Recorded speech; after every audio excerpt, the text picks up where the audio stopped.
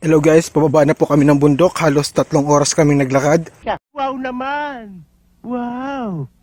Wow! Pasensya na nakinat ko yung video kasi hindi na kaya ng memory.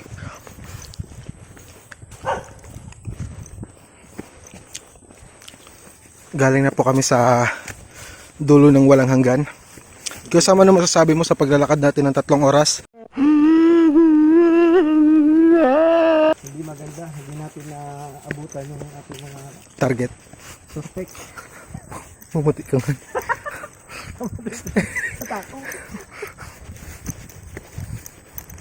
Kitang-kita nyo naman dito yung mga puno. 1 oras po yung pababa. Nasa kalagitnaan pa lang po kami. Guys, kung mapapansin nyo, naka-jacket na ako video kasi nasa kataas tayo ng bundok. Masyadong malamig yung panahon. Malamig po dito ngayon. Ang temperatura dito ay umaabot ng negative 20. Kuya Sam, pasok! Trivia. Alam nyo ba? Ini no halaman, ang halam. Ini kunyari ang pampuno, ang ang gibo kalasing ano. Ano masasabi mo sa ano pong trivia dito sa bulaklak na ito? Yung tinatawag na bulaklakin sa gabi at sa umaga.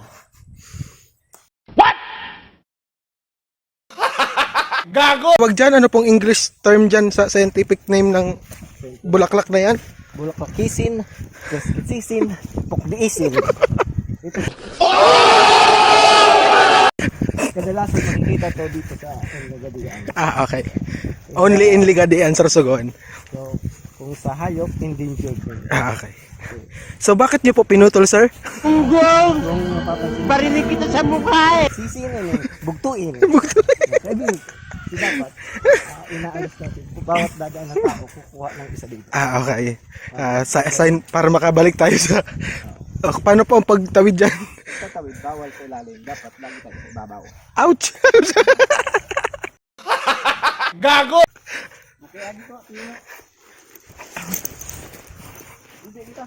Diretso lang. Diri. Sa wakas, 2 oras na. 1 oras pa. Napapansin nyo dito sa Ligadian. Kung sa mayaman may Dalmatian, pinukulong dito, malaya sila. Maglakad-lakad. Dalmatian. Philippine Dalmatian. Philippine Dalmatian.